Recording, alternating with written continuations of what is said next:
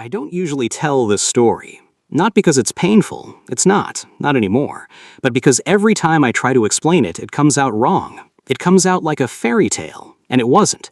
It was cold mornings and panic attacks in the walk-in freezer, and three people who had absolutely no business opening a restaurant deciding to open a restaurant anyway.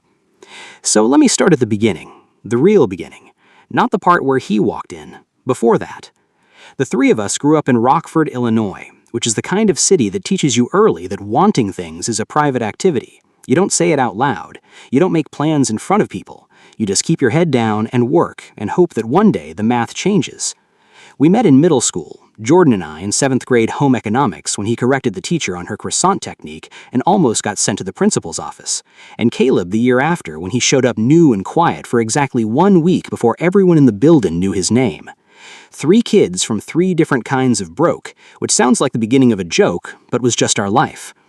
What we had between us was this. Jordan could make anything from flour and butter and will alone, and he needed people to feed the way some people need air. Caleb could walk into a room full of strangers and leave it full of friends, and underneath all that ease was a hunger so carefully hidden that most people never saw it at all. And me, I just noticed things. I noticed people. I noticed what they needed before they knew to ask for it. We stayed in Rockford longer than we should have. That's the truth of it. Not because we didn't have dreams. We had too many. And Rockford has a way of making you feel like dreams are something that happened to other people, somewhere else, with better luck and softer starts. We worked and saved and talked and almost left about a dozen times over the years. Then Jordan's grandmother got sick and left him when she passed exactly $200 and a recipe box held shut with a rubber band. He called us both that night and said, "We're going to Chicago. We're going to open a restaurant. I don't want to talk about whether it's a good idea." Caleb said, "I've been packed for 2 years." I didn't say anything. I just pulled out the coffee money I'd been keeping in an envelope at the back of my sock drawer, counted it, and figured out what we had. Not much. Enough. We left on a Saturday in February, 3 people in a car with everything we owned and a destination, and no guarantee that any of it would work. Rockford in the rear view getting smaller, Chicago in the windshield getting real. Jordan was talking the whole way. Caleb had his feet on the dashboard. I drove. And I didn't hum, not then, but I thought about my grandmother's kitchen and the way she could make nothing into something. And I kept driving. That's how it started. There's a stretch of West Randolph Street in Chicago that smells like everything at once. Coffee and exhaust and someone's leather jacket and the lake. Always the lake, hanging underneath it all like a memory you can't quite place. We found the space in February. The building was small and narrow, and the previous tenant had left behind 3 bar stools, a coffee-stained menu board, and a sign that said closed that we never actually took down because we thought it was funny. We thought a lot of things were funny back then. We laughed because the alternative was crying, and crying takes energy we didn't have. We had $600 between us. Jordan spent $212 on a second-hand commercial mixer that he found on Craigslist and drove 3 hours to pick up in a borrowed van that smelled like dog. Caleb spent $87 on a whiteboard, markers, and some very specific fonts he printed at the library for the sign. I spent the rest, $301 on green coffee beans, a small roasting setup I'd been building from parts for 2 years, and 1 bag of Ethiopian yirgacheffe that I told myself was a business expense, but was really just something I needed to survive. We named the place Last Card, because that's what it was. That was our last card. We painted the sign ourselves. Jordan did the letters, big, uneven block print that looked handmade because it was, and Caleb did the smaller words underneath, breakfast done right since this morning. We stood outside at 11 o'clock on a Sunday night looking at it, and Caleb said, "We're going to make it." And Jordan said, "We're absolutely going to make it." And I said nothing because I didn't trust my voice. I believed them, though. I always believed them. West Randolph is a restaurant street. It has been for years. Chefs come here to prove things. The block we landed on was, well, not the glamorous end. We were tucked between a dry cleaner and what used to be a print shop. Directly to our right, however, was a glass tower that went so high you had to lean back to see the top of it. Cold and silver and so clean it almost looked fake. The lobby had a waterfall, an indoor waterfall. I know because I walked past it once trying to find the mailbox and stood there for probably 45 seconds just staring at the water going nowhere. Ashford Group. That's what it said on the building. Big silver letters. Ashford Group. I didn't know what that meant at the time. I was 26 and from Rockford, and the only conglomerate I had ever had an opinion about was whoever made my grandmother's cheap coffee maker. Jordan knew. Jordan grew up reading business magazines the way other kids read comic books, something inherited from his father, who Jordan would tell you he was nothing like, and who Jordan was exactly like. He told us, the night we signed the lease, that Ashford Group was basically the reason the Midwest exists. I told him that seemed like an overstatement. He said I clearly did not read enough. He was probably right. But here's the thing. When you're opening a restaurant on $300, you don't really have room in your brain for the building next door. You have room for your morning prep list. You have room for what to do when the espresso machine coughs twice before pulling the shot. You have room for Jordan threatening to quit every Thursday and Caleb making everyone laugh in the way the early light hits the counter on a clear Tuesday morning and turns everything gold. That's what you have room for. That's all. We opened on a Wednesday in March. 4 tables, counter seating for 5, a menu that had 12 things on it, all of them done very, very well because Jordan West would rather die than do something halfway. We had 1 espresso machine, a pour-over station, a drip setup for the people who weren't ready for anything fancy, and a hand-painted chalkboard with the daily special. The first morning, 3 people came in. One of them was a woman who said the biscuits tasted like her grandmother's, and then sat in the corner table for 2 hours, not ordering anything else, just sitting. We let her. Caleb said she was our good luck charm. Jordan said she was in a health code gray area. I made her a second coffee on the house when her cup got cold, and she looked up at me like I'd done something remarkable. I hadn't. I just noticed the cup. That's my whole thing, really. I notice things. By week 4, we had regulars. By week 6, we had a line on Saturday mornings, and Jordan had started crying in the walk-in once a week. Not from sadness, he explained, but from his feelings being too large for his body, which is extremely Jordan West and which all 3 of us accepted without comment. Caleb ran the front. He always ran the front. There's something about Caleb Monroe at a counter, something about the way he looks at a person who just walked in tired and cold and already defeated by 9 a.m. that makes them feel like they've arrived somewhere, like the walk from the door to the stool was the last hard thing they had to do. He has a gift. I've never been able to explain it scientifically. I just know that people sat down in last card feeling like problems and stood up feeling like people again, and a lot of that was Caleb. The other part was the coffee. I'm not saying that to be arrogant. I'm saying it because it's the truest thing I know about myself. I am not particularly good at most things, but I am very, very good at this.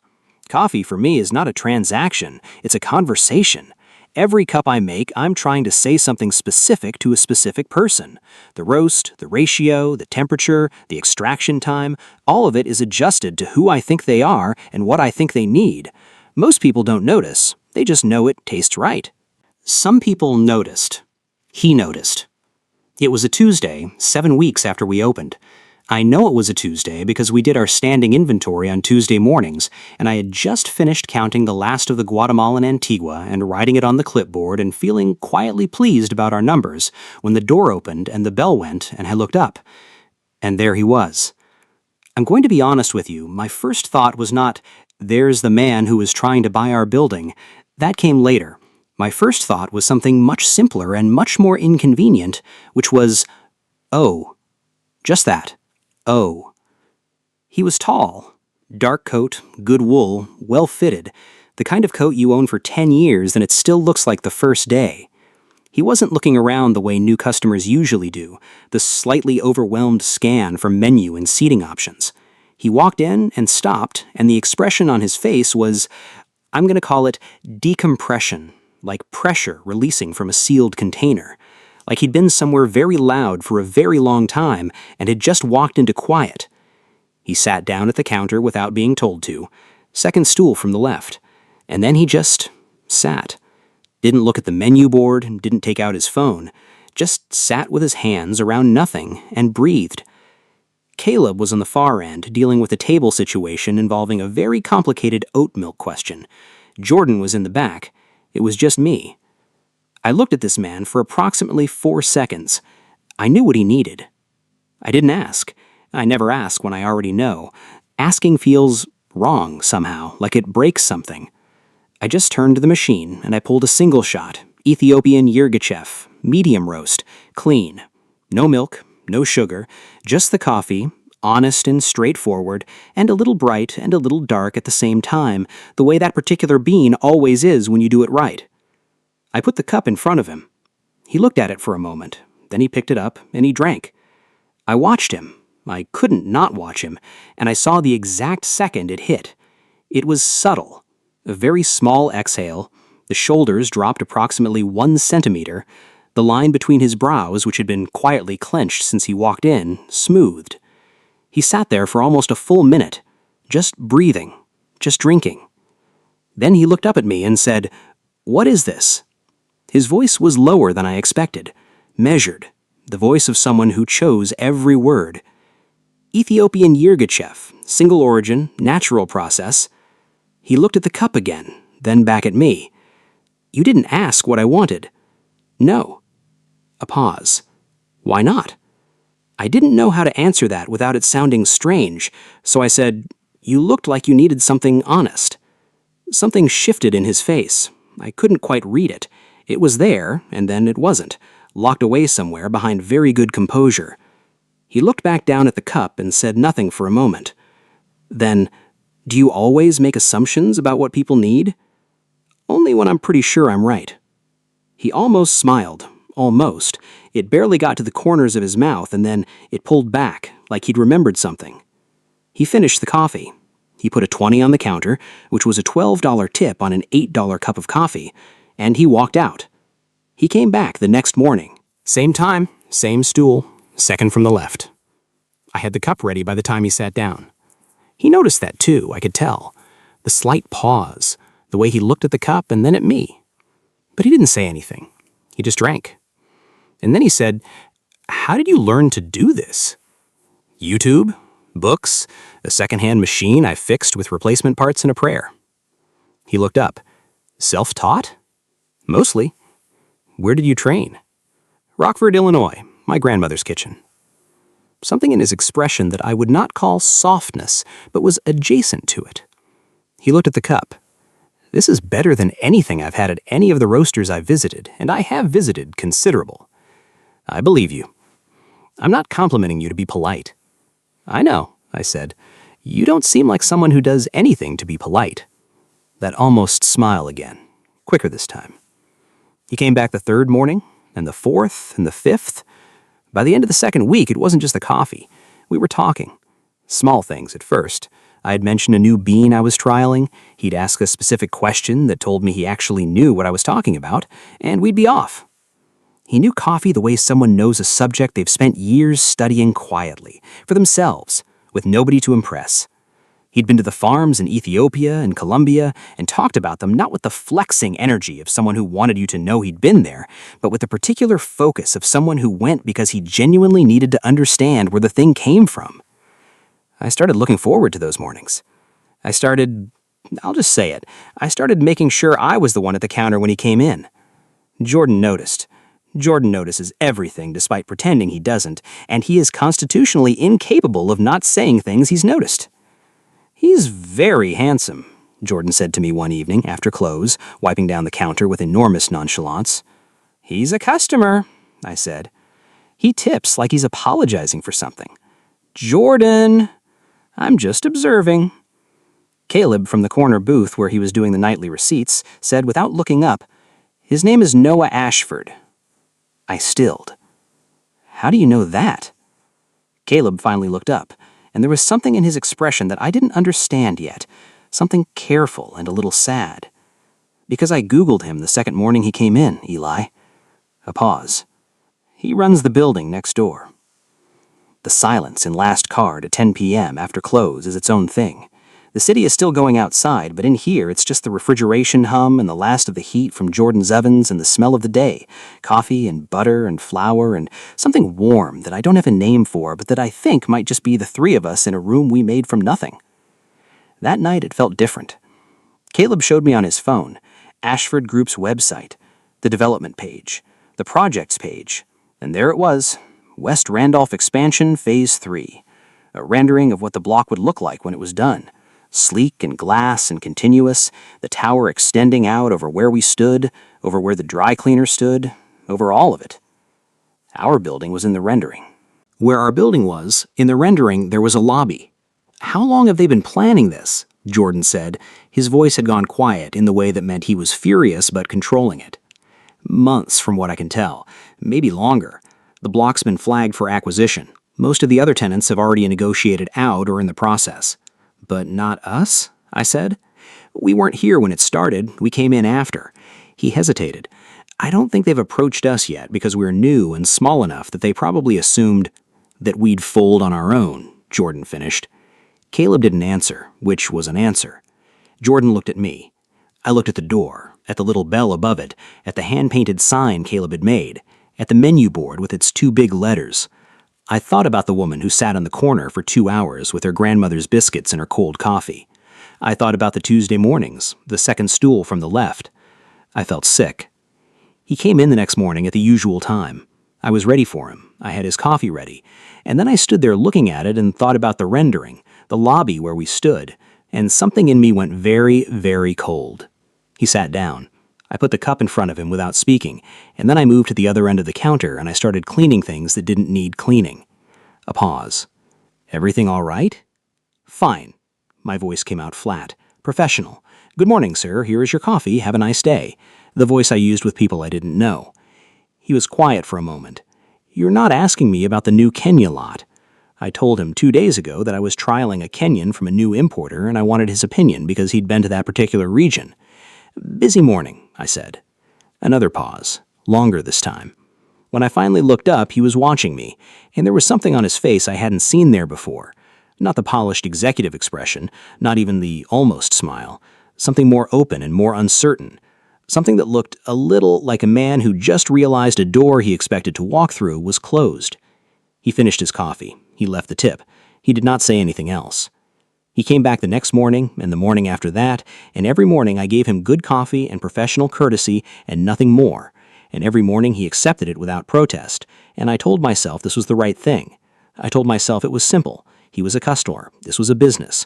There was a conflict of interest the size of a glass tower between us. I was very sensible about it. I was also, quietly, falling to pieces. Jordan found me in the walk-in on a Friday. Not crying. I want to be clear that I was not crying. I was doing inventory and also sitting on a milk crate with my head in my hands, which is different. "Eli, I'm fine. You've been counting the same shelf for 20 minutes. I looked up. Jordan was leaning in the doorway, arms crossed, wearing his apron that had the flower handprint on the left side that he'd had for 3 weeks and claimed was a feature. His expression was doing the thing it does when he's concerned but trying not to make it weird, which is somehow the most overwhelming thing about Jordan West, that his care is so enormous he has to suppress it to avoid crushing people with it. He's trying to buy us out, the building. That's why he has access to our block, because his lawyers have probably been in contact with every tenant on this street. He comes here for coffee, that's all it is." Jordan was quiet for a moment. "Eli, has he ever once mentioned the building, the acquisition, anything about his company being interested in this block?" "No." "Has he ever made you feel like he's here for anything other than the coffee?" A long, careful pause. "No." "Then maybe," Jordan said carefully, "he's just a man who really likes your coffee. And maybe, I say this with tremendous fondness, you're using the acquisition thing as a reason to pull back from something that's scaring you." I didn't say anything. "I'm not saying he's not a problem. He probably is. His company probably is. We should get a lawyer. We should figure out where we actually stand." He pushed off the doorframe. "I'm just saying, you went cold on him before you knew anything for sure. And that's not protecting the diner. That's protecting yourself. Which, for the record, I fully understand. But let's at least be honest about what we're doing." He left. I sat in the walk-in for another 5 minutes. Then I went out and I started counting the shelf again. Properly, this time. The letter arrived on a Monday. It was from Ashford Group's legal team. Formal, carefully worded, laying out the terms of an acquisition offer for the building and its lease. The number was generous. The timeline was aggressive. The message underneath all the legal language was clear. This is happening, and we are offering you the opportunity to be compensated for it. Jordan put it on the counter and stared at it. Caleb read it twice, folded it, put it in his back pocket, and said, "We need a lawyer." I stood there looking at the address on the letterhead. Ashford Group, West Randolph Street, Chicago, IL. 1 block away. I knew, logically, that a man like Noah Ashford did not personally write acquisition letters, that he had a legal team and a development team and a board of directors and probably a dozen people whose entire job was exactly this kind of thing. I knew that the morning conversations had nothing to do with real estate law. I knew all of this. It didn't help. When he came in the next morning, I looked at him sitting on his stool, and I thought about the letter in Caleb's pocket, and I put his coffee in front of him, and I said very quietly, "I know who you are." He looked up. "I know what your company is planning to do with this block." A long, careful silence. "Eli, don't." I kept my voice even. "You don't need to explain anything. You're a customer. I'm a barista. You have lawyers. That's fine. We'll respond through the appropriate channels." He set the cup down. "That's not... I didn't come here because of the acquisition." "I know you didn't." "Then, it doesn't matter why you came," I said.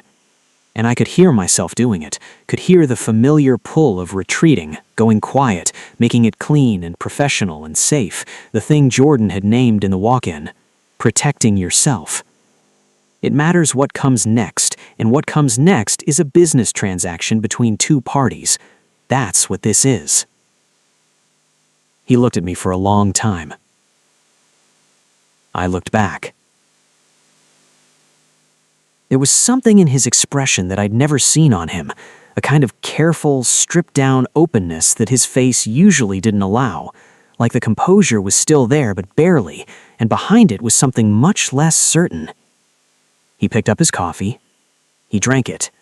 He put $20 on the counter, and he walked out, and the bell above the door rang once. And then it was quiet. The next 3 weeks were the longest weeks of my life. We got a lawyer, a real one. Caleb knew someone from Rockford, Illinois, a woman named Patricia who wore remarkable shoes and spoke in full, complete sentences, and who, after reviewing the acquisition documents, told us that we had legal standing to contest the timeline and potentially the terms, and that, if we wanted to fight it, we could fight it. We said yes. Noah came into last card every morning. He sat on his stool, he drank his coffee, he tipped. He did not try to speak to me about anything other than the coffee, and I served him and kept my voice professional and my distance steady. It was terrible. I don't know how to describe it more precisely than that. It was just terrible. To be in the same room as someone and feel the absence of something you'd only had for a few weeks and already couldn't imagine not having. The morning conversations about single origins and processing methods, and the specific way altitude affects a bean's sugar development, the almost smile, the way he sat like a man who had been allowed, for 30 minutes, to just exist without being the most important person in the room. I missed it the way you miss something you should have been more careful with. Jordan missed it on my behalf and was extremely vocal about this at close every night, until Caleb told him to let me process at my own pace, at which point Jordan switched to communicating his opinions through pointed facial expressions, which is somehow worse. The mediation meeting was on a Wednesday. A conference room in a building on the Loop, neutral ground. Our lawyer, Patricia, in her remarkable shoes, the Ashford Group's legal team, a mediator, a lot of documents, and to my genuine surprise, Noah. He came in when I was already seated, and we looked at each other across the conference table for a moment that lasted slightly too long. He looked tired, not in the way he looked that first morning, when tired was just the weight of a long, difficult day. This was something more sustained, something that had been going on for weeks. The meeting was professional and cold, and I will not walk you through the numbers because numbers are not the story here. The story is that at one point, the mediator asked if all parties had reviewed the revised timeline, and I looked up from the documents and found Noah looking at me, not at the papers, not at our lawyer, at me, and the expression on his face was so unguarded and so quietly wrecked that I had to look away. Patricia did beautifully. We left the meeting with a contested timeline and documentation that gave us leverage we hadn't had before. I walked out onto the loop and stood on the sidewalk in the November cold and tried to figure out what I was feeling. Jordan and Caleb were behind me, talking quietly. The lake was somewhere in the distance doing lake things, and the city was continuing its city business entirely without my input. Caleb's hand came to my shoulder. "You okay?" "Yeah," I said. "You?" He smiled. Caleb's smiles are almost always genuine, but this one had that particular quality I'd been noticing more often lately. Warmth on the surface, something careful underneath, something he was managing very precisely. "Always," he said. I looked at him for a second longer than he expected. He glanced away. "Always," I thought. "Sure." The board meeting happened on a Friday. I know because Jordan had a news alert set for Ashford Group developments, a fact that Jordan claimed was purely strategic and that Caleb and I were never going to stop gently roasting him for. The alert came through at approximately 2 in the afternoon. Ashford Group board convenes on West Randolph expansion timeline. We had a full house that afternoon. Jordan's Queen Amman was doing its thing in the case, and Caleb was charming a table of 5 who had come in just to see what the fuss was about.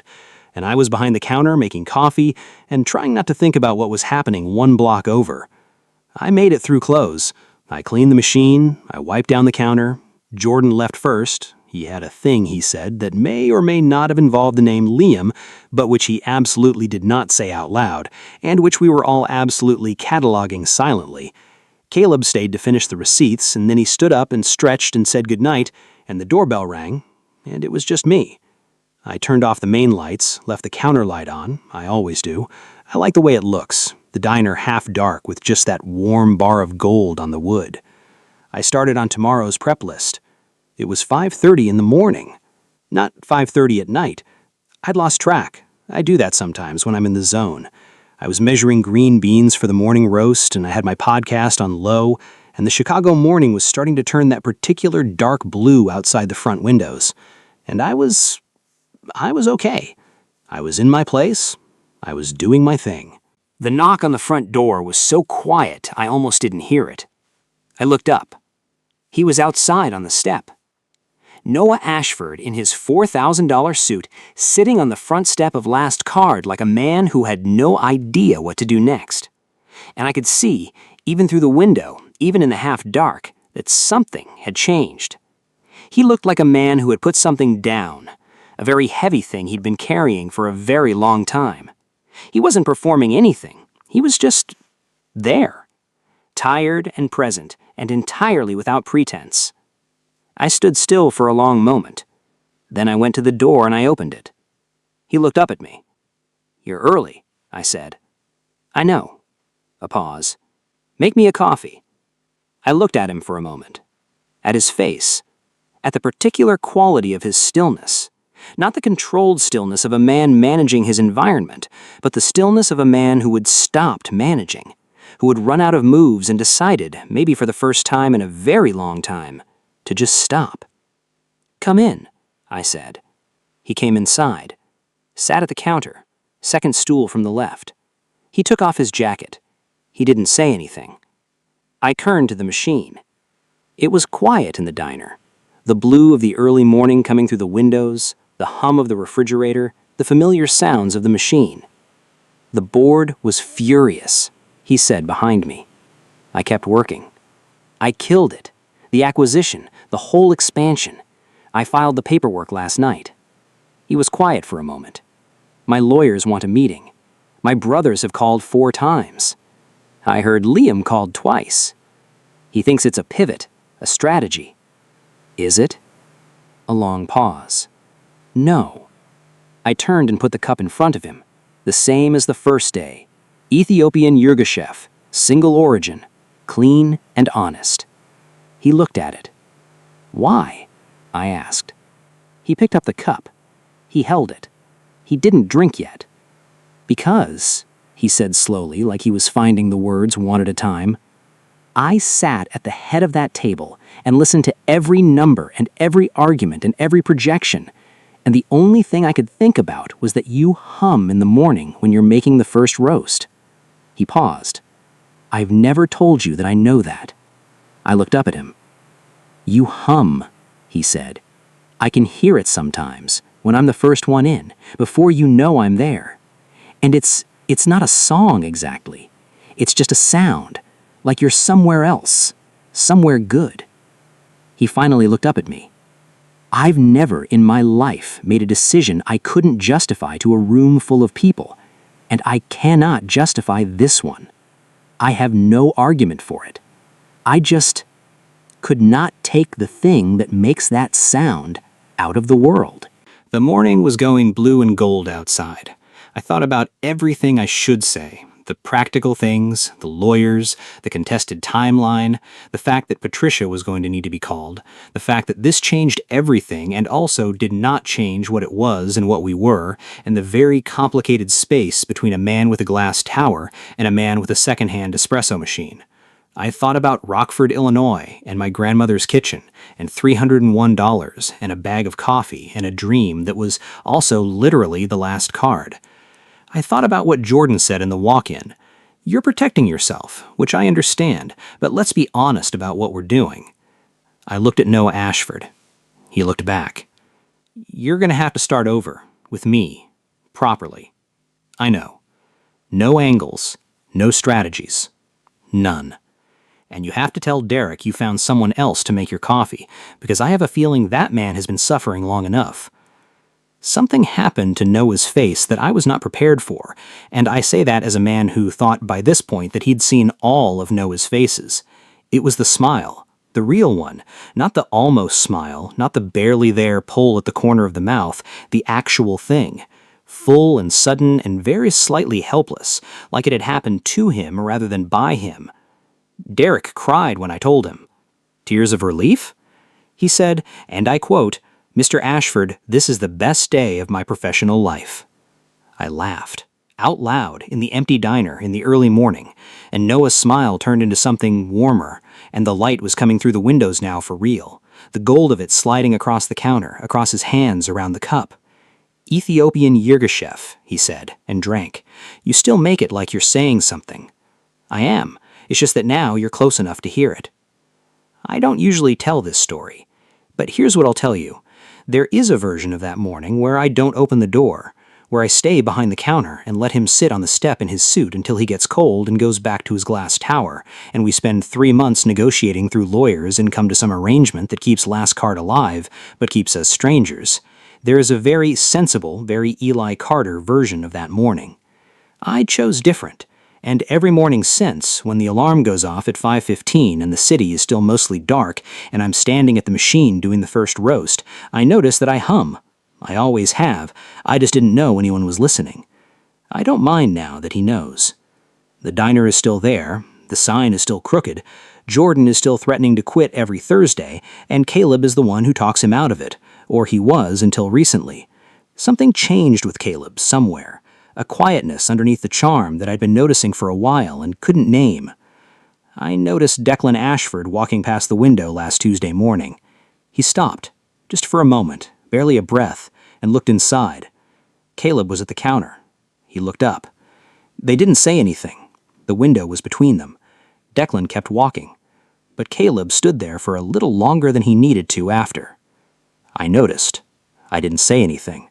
I just made another pot of coffee and let the morning be what it was. End of part 1. Coming next, the trio isn't just 3 people running a diner anymore. The middle brother fell through the door looking for the perfect pastry and found something a lot more difficult. Jordan West does not take criticism well. Liam Ashford is very, very good at falling in love with who he imagines people to be. Neither of them was ready for what the other one actually was. Part 2. Liam and Jordan. Coming soon.